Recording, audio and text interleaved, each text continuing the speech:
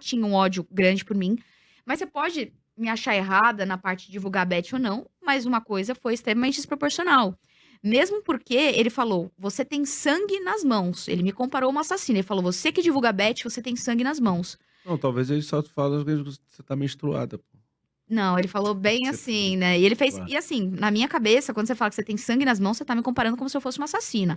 São palavras É pesadas. pesado. E aí eu acho engraçado, porque se são palavras pesadas, que ele falou que o motivo da vida dele era acabar com a casa de aposta, Felca, por que que você ainda anda com pessoas como o Júlio Balestrin, que ainda faz Cassino Pix no perfil dele? Você ainda anda com pessoas como Mau Mau, que é dono de casa de aposta?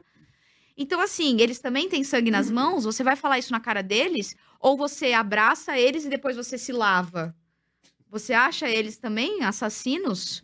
Então, eu achei uma hipocrisia muito grande. E outra coisa. A palavra hipocrisia virou um dos xingamentos mais populares da internet. Basta alguém se posicionar sobre qualquer coisa que já vê uma galera cavar o passado, os amigos, os prints, pra tentar provar que essa pessoa é contraditória.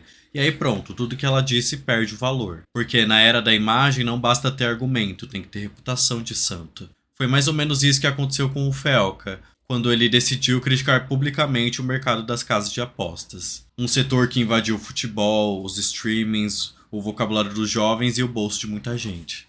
O Felca apontou os problemas, o vício, a naturalização do jogo como entretenimento, o impacto mental e financeiro que isso tem, principalmente em quem já vive no limite. Mas o que voltou pra ele? Acusação de hipocrisia. Porque dizem, ele tem amigos que se envolvem com apostas. Ué, mas desde quando tem um amigo que pensa diferente anula o que você defende? Se você anda com alguém que faz algo que você critica, então você é falso. Só que a vida real não é assim que funciona. A gente convive com pessoas diferentes, com ideias diferentes, e isso não significa que a gente concorda com tudo que elas fazem.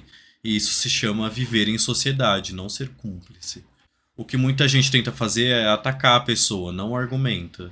Tipo, se ele conhece fulano, então ele não pode falar nada sobre isso.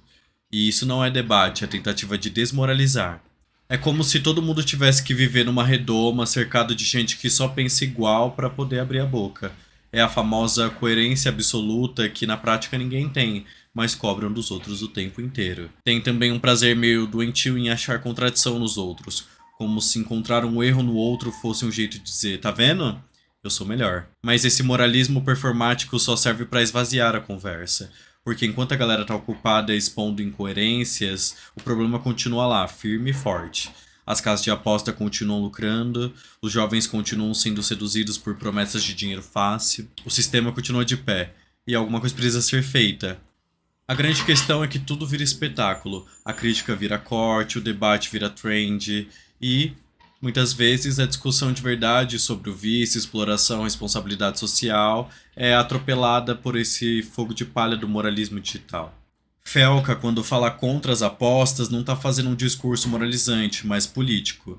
Está questionando como essa indústria se infiltrou em tudo, prometendo solução mágica para pessoas que não têm perspectiva. E aí entra uma ideia importante. Ter sangue nas mãos não significa sempre que você puxou o gatilho. Muitas vezes é simplesmente se beneficiar dos efeitos colaterais, fechar os olhos, normalizar, lucrar ou fingir que não é com você. É por isso que essa cobrança por coerência absoluta é perigosa, porque se só puder falar quem nunca errou, quem nunca se contradisse, ninguém fala mais nada. O foco deveria estar nos efeitos dessas práticas, não na vida privada de quem denuncia. E tem mais. Existe uma diferença entre viver com uma contradição e ser cúmplice dela. Reconhecer que você está dentro de um sistema que te empurra a consumir coisas que você critica não é a mesma coisa que endossar esse sistema. E o Felca sabe disso. Ele não tá dizendo, olha como eu sou perfeito. Ele tá dizendo, olha o tamanho do problema. E quem bate de frente com dinheiro, com patrocínio, com narrativa pronta, sempre apanha de volta. O problema das casas de apostas não é só de quem joga, mas de quem lucra com isso. É de quem cala, é de quem finge que é só diversão.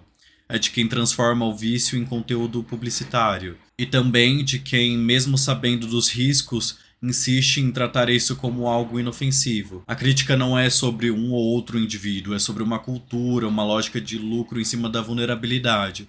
Por isso, em vez de ficar procurando incoerência na vida dos outros, seria mais útil olhar para o que está sendo dito, para o que faz sentido, discutir o conteúdo. Porque quando a gente transforma toda a crítica em caça às bruxas, quem ganha é o sistema que a gente deveria estar questionando. No fim das contas, é mais fácil chamar alguém de hipócrita do que reconhecer que a crítica atinge a gente também. Mas crescer politicamente é entender que ninguém é 100% coerente e que tudo bem. O importante é para onde a gente está tentando ir. E se for para escolher entre alguém que aponta os problemas mesmo cheio de contradições e alguém que se omite em nome da coerência estética, eu fico com o primeiro. A hipocrisia que deveria mais incomodar não é a da pessoa comum tentando acertar, é a de um sistema que lucra com o erro dos outros e depois cobra a pureza de quem tenta mudar alguma coisa.